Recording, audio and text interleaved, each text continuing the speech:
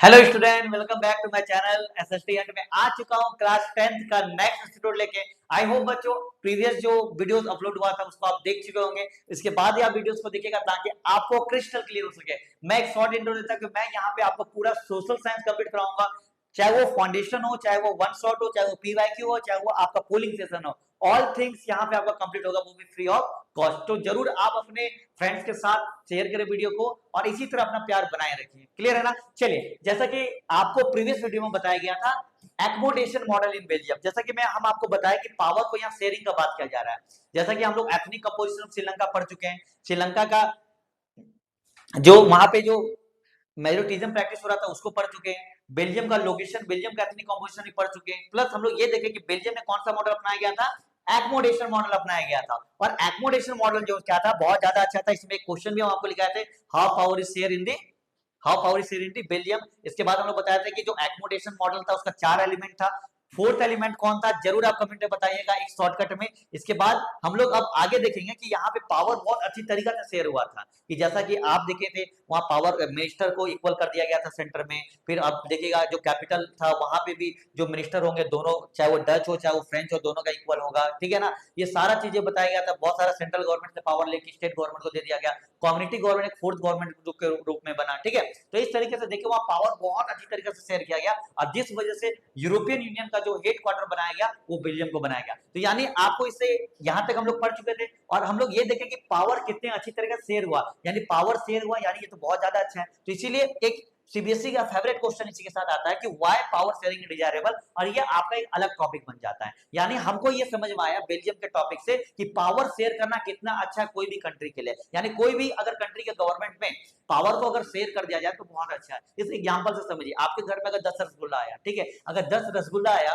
तो आप क्या करते, घर में आपकी मम्मी या कोई एक एक रसगुल्ला सबको डिवाइड कर देती है, या आपका जो भाई है उसको भी इक्वल देती है। तो उससे क्या हुआ, आप दोनों में डिस्प्यूट नहीं हुआ ना। तो इसी को करते हैं पावर शेयरिंग। आपका जो राइट था, आपका जो पावर था उसको शेयर कर दिया गया। लेकिन अगर यही रसगुल्ला आप अकेले खा लेते हो तो आपके भाई के साथ क्या हो जाता है, लड़ाई हो जाता है। तो यही चीज आपको समझ में आता है कि आज क्वेश्चन राइज होता है कि why power sharing is desirable. Simple simple simple, इसका सिर्फ दो रीजन है, प्रूडेंशियल रीजन और दूसरा है मॉरल रीजन। प्रूडेंशियल रीजन और मॉरल रीजन। अब एक बात समझिए, यहाँ पे पीवाईक्यू में क्वेश्चन एकदम भरा पड़ा है। ये जो टॉपिक है ये अपने आप में क्वेश्चन बन जाता है और इसमें आप भी आई लगा लीजिएगा, यानी वेरी वेरी वेरी इंपॉर्टेंट। और ये पीवाईक्यू का क्वेश्चन है।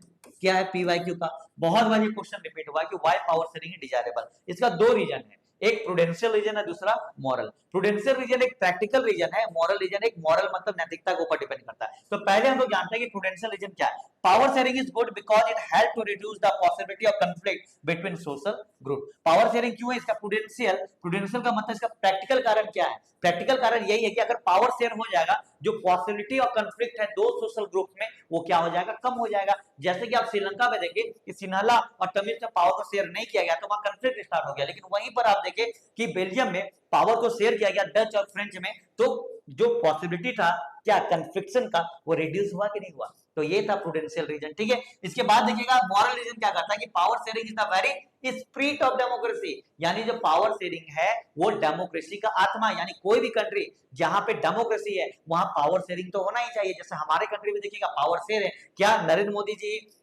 लॉ बनाते हैं और उसको इंप्लीमेंट करते हैं और सजा देते हैं? नहीं ना, पावर को क्या कर दिया गया, शेयर किया गया, लेजिस्लेचर, एग्जीक्यूटिव और जुडिशरी में। तो सेम यही चीज मॉरल रीजन है। बोला ये जा रहा है कि power sharing is the very spirit of democracy, यानी मॉरलिटी। मॉरल क्या होता है? नैतिकता होता है। नैतिकता का मतलब क्या होता है? जैसे कि मान लीजिए कोई आपके क्लास में टीचर आए तो वो पढ़ाने से पहले ना आपको पीछे का रिकॉल करते हैं, वो उनका मॉरलिटी है। लेकिन उसका ड्यूटी क्या है कि कल तक जो पढ़ाया गया उसके आगे हमको चलना है, तो यानी वो उसका ड्यूटी है। मॉरल रीजन क्या है? उनके नैतिकता के ऊपर डिपेंड किया कि नहीं बच्चे 4-5 दिन बाद आए तो उनको एक बार शॉर्ट रिकॉल कर दिया जाए, तो वो होता है मॉरलिटी। मॉरलिटी हमारे ऊपर डिपेंड करता है, ये हमारा मतलब प्रैक्टिकल कुछ नहीं होता है। जैसे इसी तरह यहाँ पे भी बताया गया कि जो पावर शेयरिंग है वो very spirit of democracy, democracy power sharing होना चाहिए। अब थोड़ा सा इसको और एक्सप्लेन करते हैं, प्रूडेंशियल को और मॉरल को। एक बात समझिएगा, जो सीबीएसई है उसमें दो टाइप का क्वेश्चन पूछा जाता है। पहला तो क्वेश्चन ये पूछा जाएगा व्हाई पावर शेयरिंग डिजायरेबल, तो आपको दोनों स्टेटमेंट लिखना है, पहला प्रूडेंशियल लिखना है, दूसरा मॉरल लिखना है। लेकिन सीबीएसई कैसा क्वेश्चन भी पूछता है कि define the prudential reason of power sharing, define the prudential reason of power sharing, तो आपको सिर्फ प्रूडेंशियल लिखना पड़ेगा। सर इतना कंटेंट लिखना नहीं, अभी तो कंक्लूजन बाकी है, एक्सप्लेन करना बाकी है, समझ आ रही कि ना रही? यानी अगर ये डायरेक्ट हेडलाइन पूछ दिया गया व्हाई पावर शेयरिंग डिजायरेबल, तो दोनों को एक्सप्लेन करना पड़ेगा। लेकिन अगर सीबीएसई डायरेक्ट पूछे why what is the prudential reason of power sharing, तब आप सिर्फ प्रूडेंशियल रीजन पे लिखिएगा। क्लियर है ना? तो दोनों टाइप का क्वेश्चन बन सकता है, प्रीवैक्यू में ऐसा क्वेश्चन भी बन गया है, ठीक है। तो यानी इसको कंप्लीट करेगा तो हर एक टाइप का क्वेश्चन यहां से कंप्लीट हो जाएगा।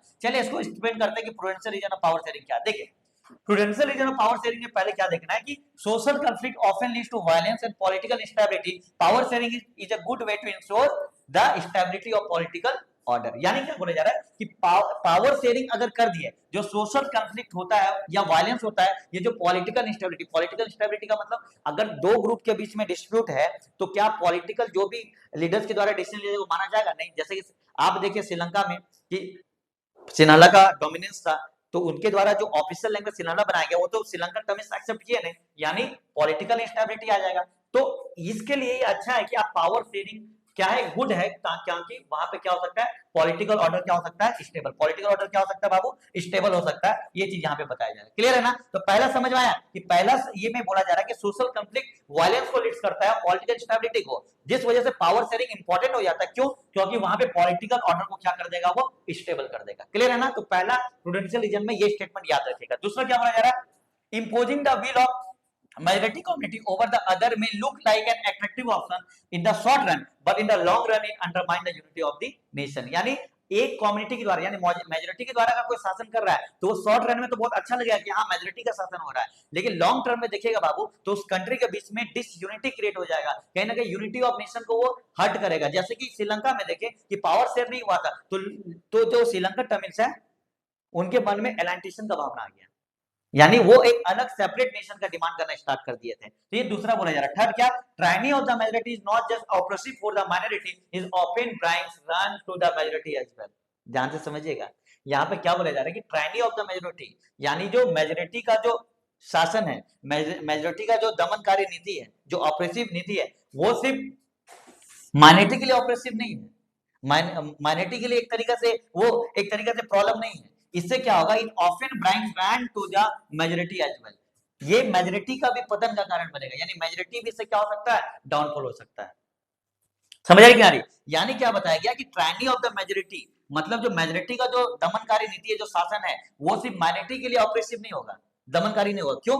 क्योंकि इसमें जो माइनॉरिटी वो भी तो कुछ अटैक करेंगे। जैसे आप किसी को मारने जा रहे हैं तो मारने जा रहे हैं तो चांसेस ये भी तो है कि सामने वाला भी आपको मारेगा, तो आप भी तो हर्ट हो सकते हैं ना। ये चीज यहाँ पे बोला जा रहा है कि ट्रायनी ऑफ द मेजॉरिटी सिर्फ माइनॉरिटी के लिए ऑपरेसिव नहीं है, वो किसके लिए, वो रन का मतलब पतन, यानी मेजॉरिटी का भी क्या हो सकता है, डाउनफॉल हो सकता है। वही चीज बताया गया। तो यानी ये समझ में आया कि it is prudential to share power because it help to reduce the possibility of conflict between the social group. यानी प्रूडेंशियल रीजन क्या समझ में आया कि प्रूडेंशियल रीजन इंपॉर्टेंट है। क्यों? क्योंकि इससे दो सोशल ग्रुप में जो कॉन्फ्लिक्ट होने का संभावना है या जो डिसयूनिटी होने का संभावना है कंट्री को लेके, वो रिड्यूस हो सकता है। इसी के साथ हमारा जो प्रूडेंशियल रीजन है वो कंप्लीट होता है।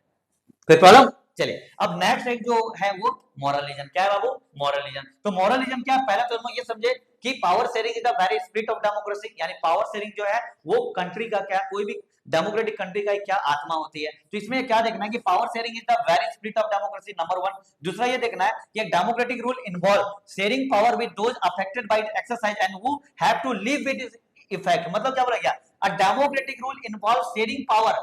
एक डेमोक्रेटिक रूल में क्या होता है, पावर शेयर होता है किसके साथ, with those affected bye it's exercise, यानी उसी के साथ शेयर होगा जो इसको एक्सरसाइज कर रहे हैं, और जो ये एक्सरसाइज कर रहे हैं उनको उसी अफेक्ट के साथ रहना पड़ेगा। लाइक क्या बोला जा रहा है कि डेमोक्रेसी में जनता ही क्या करते हैं, लीडर बनते हैं, और जनता जो पावर जो लीडर बनते हैं, जो रूल्स बनाते हैं, उनको भी वो रूल्स को क्या करना पड़ता है, फॉलो करना पड़ता है, और उनको भी उसे रूल्स के अंतर्गत रहना पड़ता है। तो यही मॉरल रीजन है कि democratic rules involve sharing power with those affected by exercise and who have to live with this effect. ठीक है।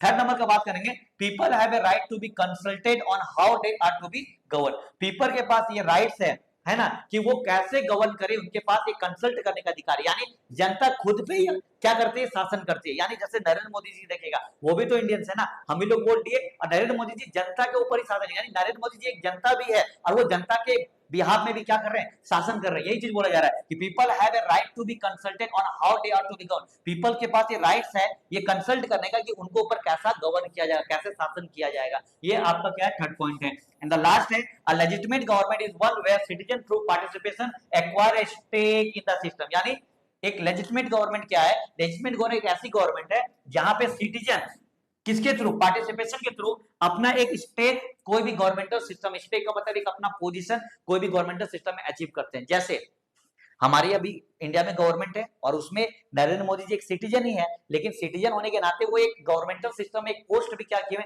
एक्वायर किए प्राइम मिनिस्टर का। तो यही चीज बोला गया कि a legitimate government is one where citizen through participation acquire stake in the system. एक चीज यहाँ पे लिख लीजिएगा, डायरेक्ट क्वेश्चन देखिए, ये इसका आंसर भी है मॉरल रीजन का, लेकिन यहाँ पे क्वेश्चन भी बन सकता है कि what is legitimate government, what is legitimate government, ठीक है ना। तो ये क्वेश्चन पीवाईक्यू ऑलरेडी पूछा गया, 1 मार्क्स का क्वेश्चन पूछा जाएगा। यानी ये जो मॉरल रीजन है इससे क्या समझ में आया बाबू, why prudential reason stress that power sharing will bring out better outcomes. यानी प्रूडेंशियल रीजन में आप ये देखिए कि जो पावर शेयरिंग है, सॉरी प्रूडेंशियल रीजन देखिए जो पावर शेयरिंग है वो बेटर आउटकम्स ला सकता है। जैसा कि कहां पे लाया, बेल्जियम में लाया, पावर शेयर हुआ तो उसका आउटकम बहुत अच्छा आया है ना। वही मॉरल रीजन जो है वो एम्फेसाइज करता है very spirit of power sharing as valuable, और जो मॉरल रीजन है वो ये कहता है कि पावर शेयरिंग अपने आप में बहुत वैल्यूएबल है। मतलब एक थोड़ी का इथिक्स के जैसा है, एक थ्योरी के जैसा है, कि एक प्रिंसिपल के जैसा कि हाँ पावर शेयरिंग होगा तो बहुत ज्यादा अच्छा होगा। यानी ये जो प्रूडेंशियल प्रैक्टिकल फॉर्म में, और जो आपका मॉरल है वो थ्योरी के फॉर्म में, प्रिंसिपल के फॉर्म में, ठीक है ना। इसी के साथ हमारा ये टॉपिक कंप्लीट होता है। एक शॉर्ट रिकैप लेते हैं, क्या पढ़े हम लोग यहाँ पे पढ़े व्हाई पावर शेयरिंग डिजायरेबल, जिसे प्रूडेंशियल देखे और मॉरल। प्रूडेंशियल रीजन बहुत प्रैक्टिकल होता है, क्यों, क्योंकि सोशल कंफ्लिक्ट को क्या करता है, रिड्यूस करता है। मॉरल रीजन में ये बताइए कि जो पावर शेयरिंग को वेरी स्पिरिट ऑफ डेमोक्रेसी है, ठीक है। उसके बाद प्रूडेंशियल रीजन में हम लोग देखिए ये कंफ्लिक्ट को, वायलेंस को कम करता है, क्योंकि इससे पावर शेयर होता है, जिससे पॉलिटिकल ऑर्डर मैनेज रहता है। दूसरा हम लोग ये बात किया कि मेजॉरिटी कम्युनिटी जो होता है वो शॉर्ट रन में बहुत अच्छा लगता है, लेकिन लॉन्ग रन में वो कहीं ना कहीं लोगों के अंदर, एक ग्रुप के अंदर डिसयूनिटी को क्रिएट करता है। और लास्ट हम लोग देखिए कि ट्रायनी ऑफ मेजॉरिटी से सिर्फ माइनॉरिटी को प्रॉब्लम नहीं होगा, आफ्टर ऑल उससे किसका रन होता है, किसका पतन होता है, मेजॉरिटी का भी पतन होता है। क्यों, क्योंकि जो माइनॉरिटी है वो भी काउंटर अटैक कर सकते हैं, ठीक है। इसके बाद हम मॉरल रीजन देखे थे, मॉरल रीजन में भी देखिए power sharing very spirit of democracy. Power sharing से क्या होता है कि जो सिटीजन है वो खुद ही रूल्स बनाते हैं, उस रूल्स में खुद ही रहते हैं, ठीक है, जैसा कि हम आपको नरेंद्र मोदी जी का एग्जांपल दिए। इसके बाद हम लोग देखिए कि पीपल के पास ये राइट्स है कि उसके ऊपर कैसे गवर्न किया जाए, उसको वो एक तरीके से कंसल्ट कर सके। उसके बाद हम लोग देखिए लेजिटिमेट गवर्नमेंट को consult, legitimate government is a type of government in which the governmental bodies are directly elected by the people and people also participate in the government to stake in the system, उसमें participate करते हैं, अपने एक position acquire करते हैं। इसी के साथ देखिए कि जो प्रूडेंशियल रीजन है वो एक स्ट्रेस आता है पावर से, उसका एक पावर शेयर करने से एक बेटर आउटकम्स निकल के आता है। वही मॉरल रीजन और देखिए कि ये एम्फेसाइज करता है एक अच्छी गवर्नमेंट के रूप में। इसी के साथ हमारा जो ये नेक्स्ट जो पार्ट था ये कंप्लीट हुआ, बस एक और पार्ट रहेगा और आपका चैप्टर 1 पूरा क्या हो जाएगा, कंप्लीट हो जाएगा। अब देखिए कि कैसे धीरे धीरे करके हम लोग पूरे चैप्टर को कंप्लीट कर लिए, और जब लास्ट वीडियो आएगा ना, लास्ट वीडियो पूरा कंप्लीट हो जाएगा, उसके बाद एक वन शॉट आ जाएगा, उसको फिर आप देख सकते हैं 1.2x में, 1.3x में। लेकिन ये था बाबू फाउंडेशन। फाउंडेशन का यही तो मतलब है कि एक एक क्वेश्चन आपको पता चल गया पीवाईक्यू में क्या है यार, एक एक लाइन का मतलब समझ गया कि क्या इसमें पूछा जा रहा है। यानी इस एनसीईआरटी में एक भी लाइन को नहीं छोड़ा गया, सारा लाइन इंपॉर्टेंट यहाँ पे और सारा क्वेश्चन भी कवर है। इसी के साथ आप सभी लोग अपने फ्रेंड्स के साथ जरूर शेयर करेगा। सभी लोगों को best of luck, take care all of you.